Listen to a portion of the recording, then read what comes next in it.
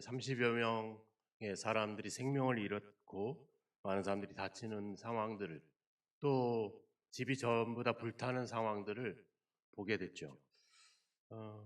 중간에 비가 내렸으면 좋겠다 생각이 들어서 기도하시는 분도 있고, 또 예수를 믿지 않는 사람들조차도 하늘에서 비가 내리기를 간절히 바라고 있었죠. 근데 비가 생각보다 많이 내리질 않았습니다. 그래서 그 인터뷰하는 내용들을 보니까 하늘이 야속하다. 그리고 또 어떤 사람을 보니까 이미 다 타버렸는데 지금 비가 내려봐야 뭔 소용이 있느냐. 이런 어떤 인터뷰의 내용들을 보게 됐습니다. 또나 최근에 이제 며칠 전에 미얀마에서 또 강진이 발생해서 건물이 무너지고 수천 명의 사람들, 수만 명까지 예상하고 있다는데 많은 사람들이 재난을 당하고 목숨을 잃게 됩니다. 우리가 이런 어려움들을 당할 때마다 우리는 그냥 사람으로서가 아니라 우리 하나님의 사람들로서 과연 이 재난들, 이런 상황들을 우리가 어떤 시각, 어떤 믿음으로 받아들여야 되느냐, 이런 문제들은 늘 우리의 고민이 되는 것 같습니다. 이렇게 재난이 발생하게 되면 사람들은 절망을 하게 되죠. 그리고 낙심을 하게 됩니다. 근데 거기서 끝나지 않아요. 거기서 이제 뭔가 원망할 만한 대상을 찾게 되죠. 더군다나 지금 한국에 이런 이념의 갈등이, 정치적인 갈등이 벌어지고 있는 이때는 그런 원망이 정치인들이나 지도자들을 향하게 될 수밖에 없습니다. 그래서 한쪽에서는 그냥 이 상황을 체념하듯이 받아들이는 사람들이 있고, 또 한쪽에서는 정부를 상대로 또 소리를 치는 사람들도 있고, 다양한 반응들이 보이기 시작을 하죠. 그리고 낙심과 절망과 불평은 결국은 상대에 대한 공격으로 전환을 하게 됩니다. 요즘 우리가 많은 사회적으로 저명한 사람들이 기부를 또 하고 있잖아요. 근데 기부를 하는데 기부하는 거야 본인의 결정이고 본인의 어떤 입장이지만, 이 지금의 사회적인 분위기는 그렇지 않죠. 누구는 하고 누구는 안 했다 하면서 안 한 사람들을 향해서 손가락질을 하고 또 지목을 합니다. 그러니까 사회적인 상황들이, 재난들이 결국은 개인적인 낙심에서 끝나는 게 아니라 이런 사회적인 갈등을 또 일으키게 되고, 또 그로 말미암아 또 여러 사람들을 공격하는 그런 일들로 점점 벌어지는 거죠. 결국 재난이 가져오는 결과는 사회적인 결과나 인간적인 어떤 영적인 시각으로 봤을 때 결국 그것은 죄로 결국 귀결되어지는 결과를 보여줄 뿐입니다. 사사기 6장에 가보면 기드온이 하나님의 부름을 받자마자 그런 불평을 이야기하죠. 주님, 하나님께서 우리와 함께 계시면 어찌하여 이런 일들이 일어날 수 있습니까? 왜냐하면 7년이라는 세월 동안 미디안이라고 하는 나라로부터 모든 것을 빼앗깁니다. 거처도 빼앗기고, 그리고 추수할 때만 되면 와가지고 다 뺏어가고, 가축도 다 남김없이 가져가고, 이런 세월들이 반복될 때마다 기드온은 하나님께 이야기하는 거죠. 하나님이 우리와 함께 하신다면 어떻게 이런 일들이 일어날 수 있습니까? 옛날 우리 조상들은 하나님이 애굽에서 우리를 구원했다고 그렇게 말씀하고 있는데, 그때 있었던 모든 기적들은 도대체 어디에 있습니까? 하면서 기드온이 한탄을 하게 되죠. 그렇습니다. 우리는 상황을 통해서 보통 하나님을 이해합니다. 하나님의 약속도 있고 말씀도 있지만 대부분의 사람들은 내가 당하는 일을 통해서 하나님이 어떤 분이다, 이렇게 우리는 해석을 하죠. 그래서 나에게 좋은 일이 있고 기쁜 일이 있으면 나도 믿음도 좋고 하나님의 은혜도 충만한 것 같고, 하지만 내 삶에 문제가 생기고 건강이 이상해지고 뭔가 탈이 나면 하나님은 나와 함께 아주 있지 않는 것 같고 내 믿음도 별로 신통치 않고 이런 생각들을 갖게 되죠. 그래서 오늘 말씀은 하나님이 어떠한 가운데서든지 우리와 함께 하시고 우리가 행하는 모든 일에 하나님께서 주관하고 있다는 이야기들을 우리에게 이야기하고 있습니다. 그래서 우리는 어떤 상황이 아니라 하나님이 우리 안에서 일하시는 그 내용들을 통해서 우리가 어떤 문제가 와도 어떤 재난이 당해도 우리는 그것을 충분히 이겨낼 수 있는 그런 은혜가 오늘 말씀을 통해서 있어지기를 주님의 이름으로 축원합니다. 하나님은 우리를 계획하셨습니다. 천지를 창조하셨고 사람을 만들었고 전제에 있는 모든 것들은 하나님의 계획 가운데 이루어지게 되죠. 그래서 에베소서 1장에 가보면 모든 일을 그의 뜻의 결정대로 일하시는 이의 계획을 따라. 그래서 태초 전에 우리를 창세 전에 우리를 예정하셨다. 이렇게 이야기를 하고 있습니다. 즉 인간에게 일어나고 있는 많은 일들은 모든 일들은 하나님의 계획 속에 있다는 것이죠. 하나님이 나의 삶을 또 우리의 세상을 계획했다. 그 말은 뭐겠습니까? 거기에 하나님이 함께하고 있다는 거죠.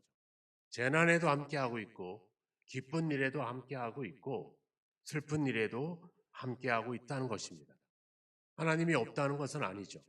이스라엘 백성들이 430년 동안 노예 생활 속에 있을 때 하나님은 없었나요? 하나님은 함께하고 있었죠. 그리고 그들을 끝내 구원의 계획을 세우시고 구원해 내셨습니다. 이스라엘이 나라를 잃어버렸을 때 어떻게 했습니까? 그것도 또한 하나님의 계획 속에 있었고 그 계획 속에는 예수 그리스도의 오심도 같이 포함이 되어 있죠. 예수님이 십자가에 죽으실 때 못 박히시 전에 뭐라고 얘기했습니까? 인자는 이미 작정된 대로 간다. 하나님의 계획 속에 자신의 죽음도 포함되어 있다는 것이죠. 만약에 포함되지 않았다면 그게 하나님의 계획이 아니었다면 예수님은 반발하셨을 테고 그 길을 피해 가셨을 것입니다.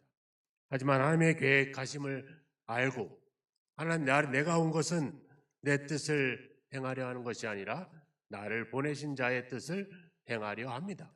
하나님의 계획을 알았기 때문에 즉 그 계획 속에는 하나님이 함께 있고 그리고 그 하나님의 계획을 하나님이 이루어 가신다는 걸 알았기 때문에 자신은 십자가에 죽는 것도 거부하지 않았다는 것입니다. 디모데후서 1장 9절의 말씀을 한번 같이 읽어보겠습니다. 시작. 하나님이 우리를 구원하사 거룩하신 소명으로 부르심은 우리의 행위대로 하심이 아니요 오직 자기의 뜻과 영원 전부터 그리스도 예수 안에서 우리에게 주신 은혜대로 하심이라. 예, 영원 전부터 하나님의 뜻이 있다는 거죠. 뜻이 계획이 있다는 겁니다. 즉 우리의 하나님이 저와 여러분들을 부르신 것은 우연히 일어난 일이 아니라 이미 영원 전부터 하나님이 계획하신 일이라고 하는 거죠. 그 일은 뭐예요? 좋은 일만 아니라 모든 일을 다 포함하고 있다는 겁니다. 근데 성경은 뭐라고 합니까? 그 하나님의 계획하심을 그냥 하나님만 간직하고 있는 것이 아니라 우리에게 그것을 알려줬다는 겁니다. 예수님도 요한복음 15장에서 얘기했잖아요. 내가 이제 너희를 종이라 하지 않고 친구라 한다. 내가 내 아버지께 들은 것을 다 너희에게 알게 하겠다. 하나님이 계획하시고 그 계획하신 것을 우리에게 알려주십니다. 그건 뭔 말이에요? 즉 하나님이 우리와 함께하고 있다는 것, 내가 하나님이 일하고 있다는 것을 우리에게 확인시켜 주시는 거죠. 약속해 주시는 거죠. 빌립이 사도행전 8장에 가보면 빌립이 기도할 때 성령이 이야기합니다. 일어나서 남쪽으로 가서 저기 가사라고 하는 땅까지 가라 지시를 하죠. 왜 가는지 모르죠. 갔더니 누구를 만납니까? 에디오피아 내시를 만나게 되죠. 사도 베드로에게 사도행전 10장에 가보면 환상 중에, 기도 중에 환상을 경험하잖아요. 하늘로부터 더러운 것들, 부정한 것들을 잡아먹어라. 이 환상을 모르고 있을 때 성령께서 베드로에게 얘기하잖아요. 이제 너를 데리러 사람들이 올 텐데 의심하지 말고 따라가라. 그래서 어디를 갑니까? 고넬료 가정에 가고 그 가정을 구원시키는 일에 쓰임을 받게 되죠.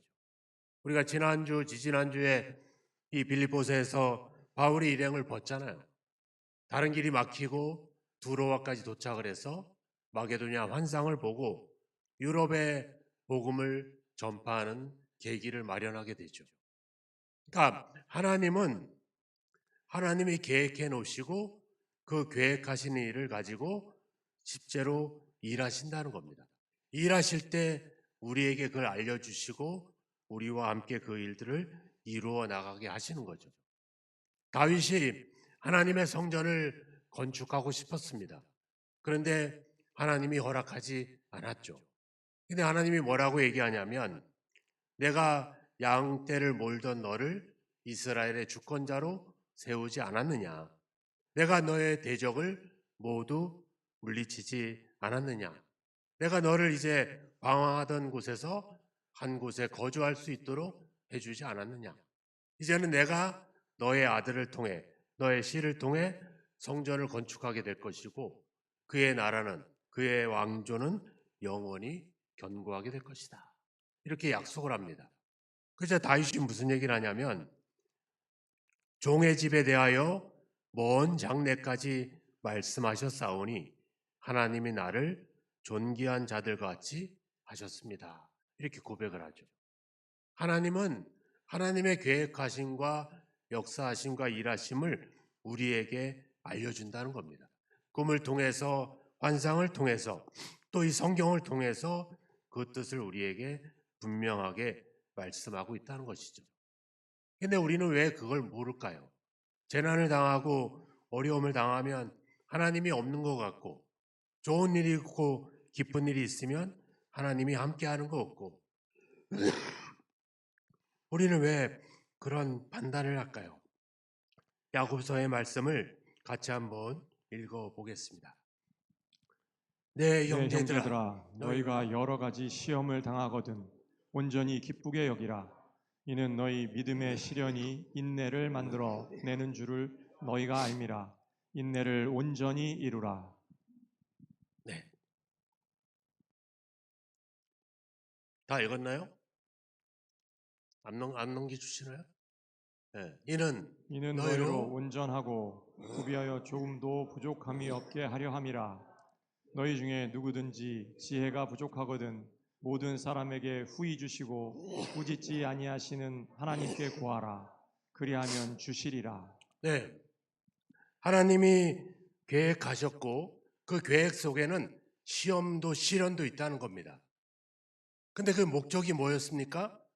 우리로 하여금 부족함이 없게 하시려고. 근데 우리가 그걸 왜 모를까요? 그 하나님의 지혜를 구하지 않았기 때문에 그렇죠. 그 하나님이 이 재난을 통해, 이 상황을 통해 우리에게 무슨 뜻을 갖고 있는지 그걸 알 수 있는 지혜를 달라고 우리가 충분히 구하지 않았기 때문에 그렇습니다. 시편 90편에 가보면 모세가 이야기합니다. 우리의 연수는 70이요 강건하면 80이라도 신속기간이 날아가나이다. 그래서 우리에게 우리날 계수함을 가르치사 지혜로운 마음을 얻게 하소서. 그리고 그 다음 절에 가보면 그래서 우리는 일생 동안 즐겁고 기쁘나이다. 그렇게 고백을 해요. 그러니까 상황을 보는 게 아니라 제가 신방 때 몇 가정에게 이야기했지만 200만 명이 넘는 이스라엘 백성들을 애굽에서 데리고 나와서 40년 동안 그 사람들이 전부 다 죽습니다. 하루에 몇 명이 죽는다 그랬냐면 136명, 140명 정도가 죽습니다.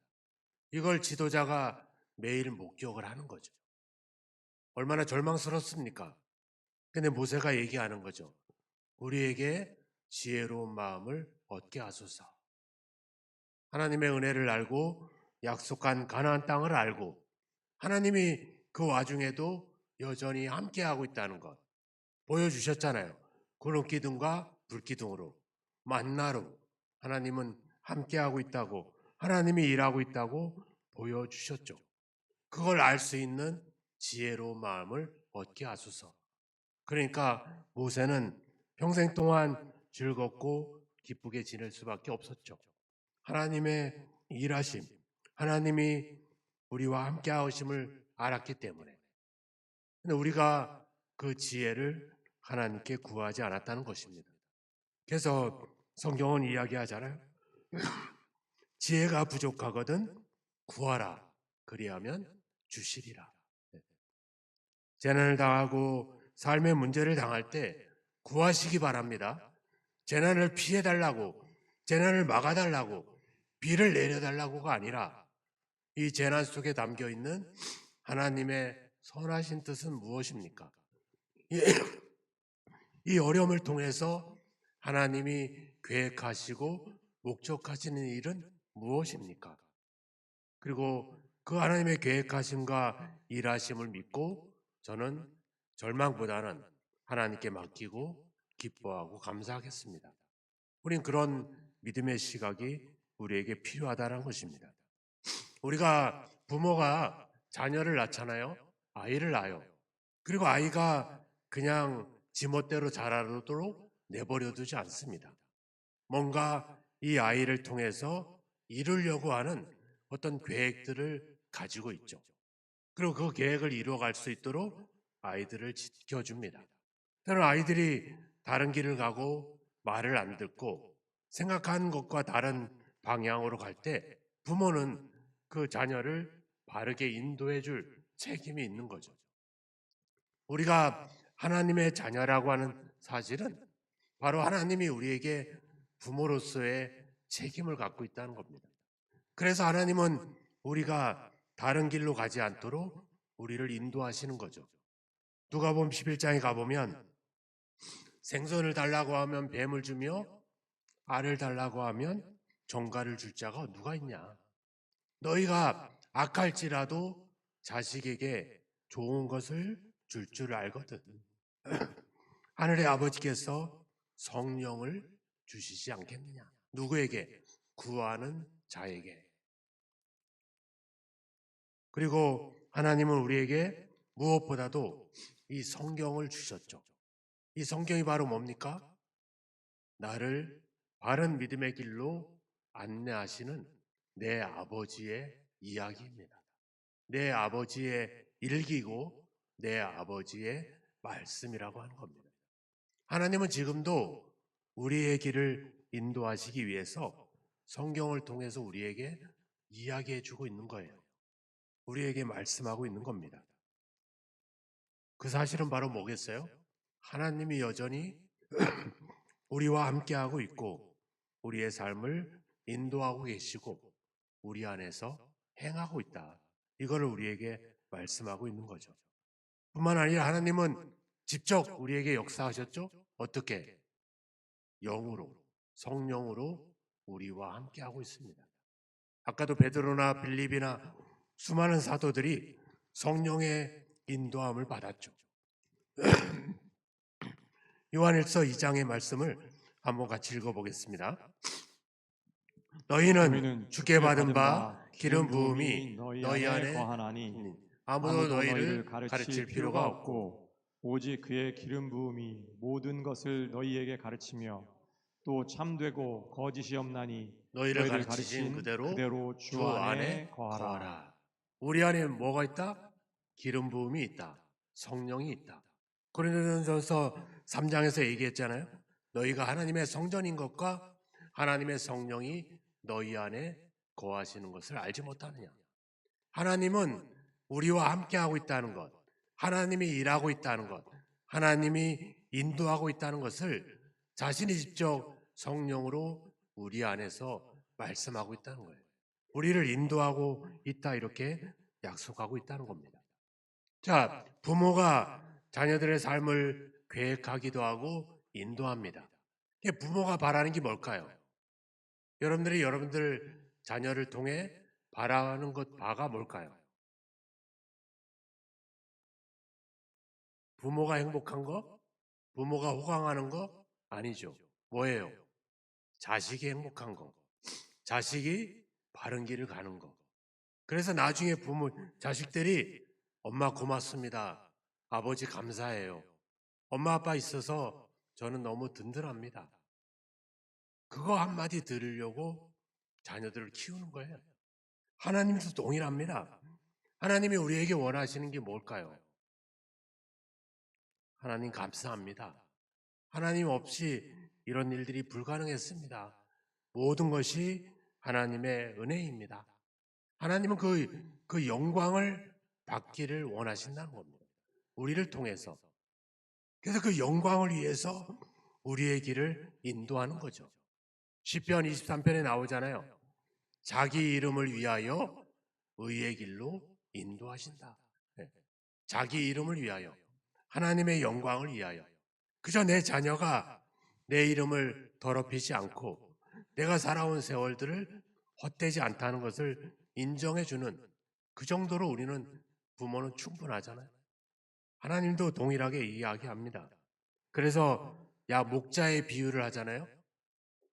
양떼를 지키고 양떼를 보호하고 먹이고 입히고 이동시키고 안전하게 도와줍니다. 하지만 어때요? 양떼는 끊임없는 습격을 당하잖아요. 그래서 시편 23편에도 가보면 사망의 음침한 골짜기를 다닌다. 그리고 우리가 원수의 목전에 있다. 또 해를 두려워한다. 이게 우리의 상황이에요. 우리의 상황이지만 우리와 함께하고 있는 하나님이 처한 상황이도 되는 거죠.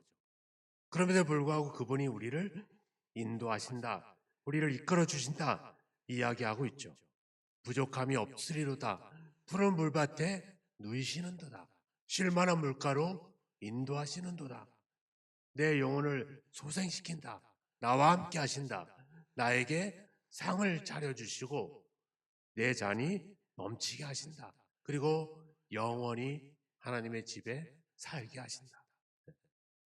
하나님은 끊임없이 자신의 그 영광 그거 하나 받으시려고 우리를 끊임없이 이끌고 있습니다.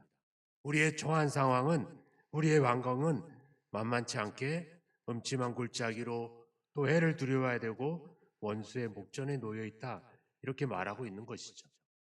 그럼에도 불구하고 하나님이 우리를 인도하고 있다는 사실이 바로 우리가 붙들어야 될 사실이라고 하는 사실입니다.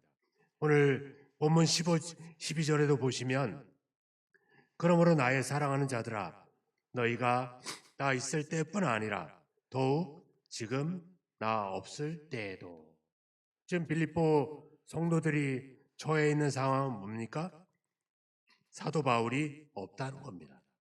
우리가 빌립보 교회의 상황을 전에도 봤지만 여의치 않습니다. 교회 내부에는 이단이 득실거리고 또 교회 내부에는 성도들이 서로 다툼을 싸우고 외부에서는 교회를 핍박하고 환난을 가하고 그리고 같이 동력했던 동력자들은 뿔뿔이 흩어지게 되고 아버지 같은 사도 바울은 감옥에 갇히게 되고 지금 우리가 처하고 있는 많은 재난과 어려움과 그게 다를 바 없는 그런 상황들입니다. 그런데 뭐라 그래요? 항상 복종하여 두렵고 떨림으로 너희 구원을 이루라. 구원을 이루라고 하니까 무슨 구원과 생명과 하나님의 나라 말하고 있지만 이 말이 아닙니다. 여기서 구원을 이루라는 말은 끝까지 계속해서 일해라 그 말입니다.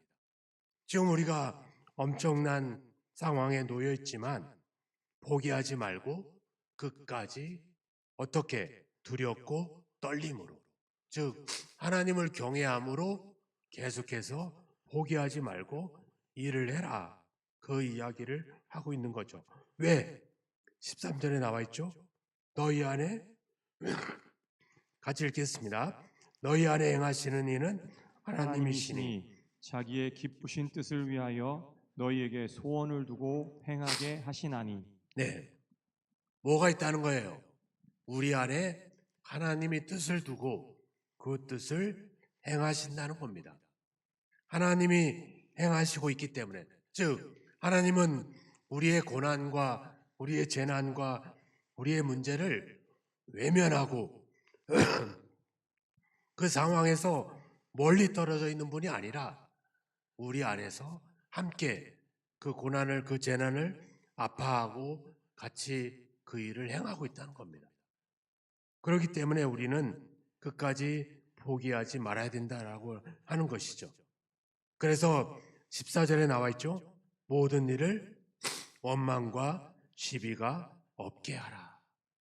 즉 하나님이 일하지 않고 사람이 일하는 데는 원망과 불평과 시비가 일어나고 다툼이 일어나게 됩니다. 하지만 하나님이 일하시면 어떻게 될까요? 13절에 나와 있죠. 자기의 기쁘신 뜻을 위하여 너희에게 소원을 두고 행하게 하신다. 즉 하나님의 계획하심과 뜻하심과 기뻐하시는 일들이 우리 안에 있다는 겁니다. 그럼 결과가 뭘까요? 기쁨으로 오게 되겠죠.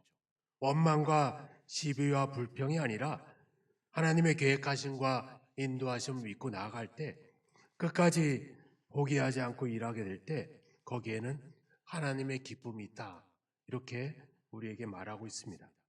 앞서 2장 4절에도 얘기하죠.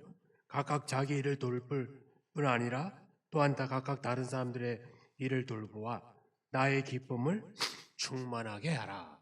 네. 하나님은 하나님의 기쁨이 우리 안에 있기를 원하십니다. 좋은 일, 착한 일이 아니라 재난도 동일합니다. 1장 6절을 보겠습니다. 빌립보서 1장 6절 같이 읽습니다. 시작. 너희 너희 안에 안에서 착한 일을 시작하신 이가 그리스도 예수의 날까지 이루실 줄을 우리는 확신하노라. 좀 크게 읽겠습니다. 시작.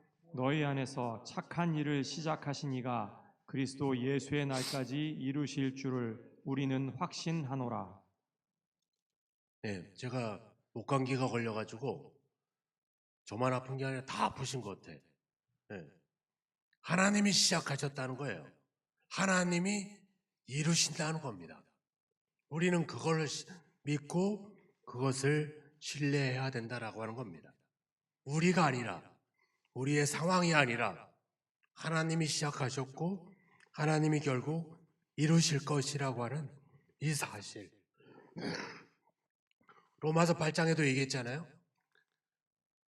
하나님을 사랑하는 자, 곧 그 뜻대로 부르심을 입은 자들에게는 모든 것이 합력하여 선을 이룬다. 하나님이 이루신다는 거예요. 하나님이 그렇게 만들어 가신다는 겁니다. 그럼 우리는 그 하나님을 믿고 기쁘고 기다리면 되겠죠. 우리가 성만찬 때 얘기했잖아요. 주님을 기다린다. 낙심하고 절망하면서 포기하면서 발자거니 하면서 세월을 보내면서 주님을 기다리는 것이 아니라 기쁨으로 주님을 기다리시기를 주의 이름으로 축원합니다. 재난 속에서도 고난 속에서도 하나님이 일하시고 있고 하나님이 결국 선하신 뜻을 이룰 것이라는 그 믿음으로 기쁨으로 살아가시기를 주님의 이름으로 축원합니다. 그리고 그 기쁨으로 재난을 당한 우리의 이웃들을 위로하시고 그들을 격려하시고 그들을 도와주시기를 주님의 이름으로 축원합니다. 우리는 주님의 오심을 기다리고 있습니다.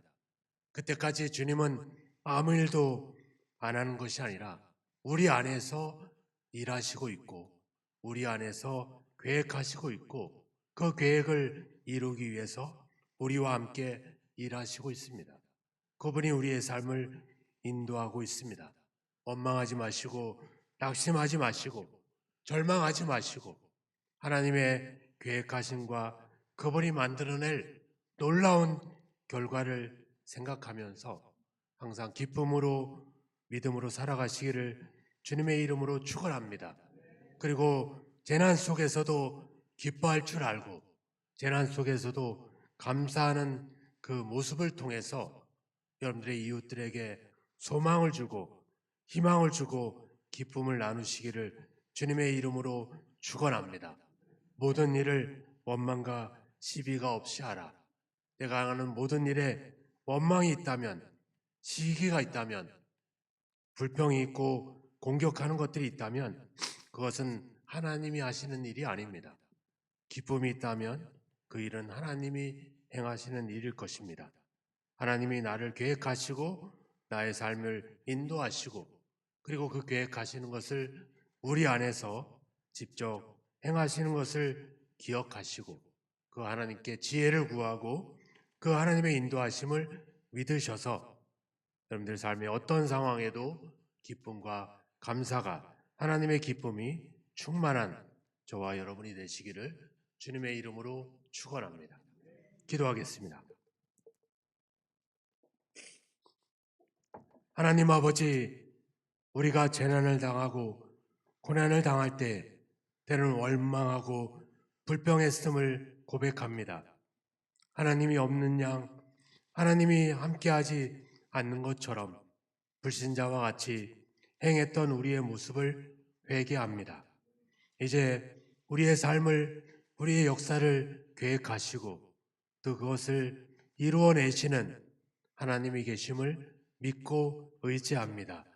우리가 어떤 일을 당할 때 절망하지 않게 하시고 하나님의 지혜를 구하게 하셔서 재난 속에서도 고통 속에서도 하나님의 뜻을 분별하고 여전히 우리와 함께 계시고 우리 안에 일하고 있음을 항상 기억할 수 있도록 인도하여 주시옵소서.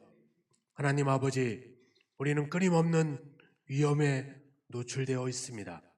끊임없는 영적 유혹에 사로잡혀 있습니다.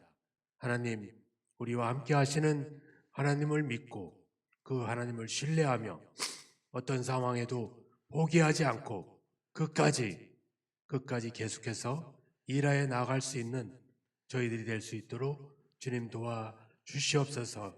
재난과 어려움에 처해 있는 우리의 이웃들을 긍휼히 여겨 주시고 하나님을 믿는 그 믿음으로 우리의 이웃들을 격려하고 위로할 수 있는 저희들이 될 수 있도록 도와 주옵소서. 그래서 교회와 우리 모든 그리스도인들로 말미암아 세상이 소망을 가지고 희망을 가지고 모든 어려움들을 이겨내는 역사가 있도록 함께하여 주옵소서. 예수님의 이름으로 기도하옵나이다. 아멘.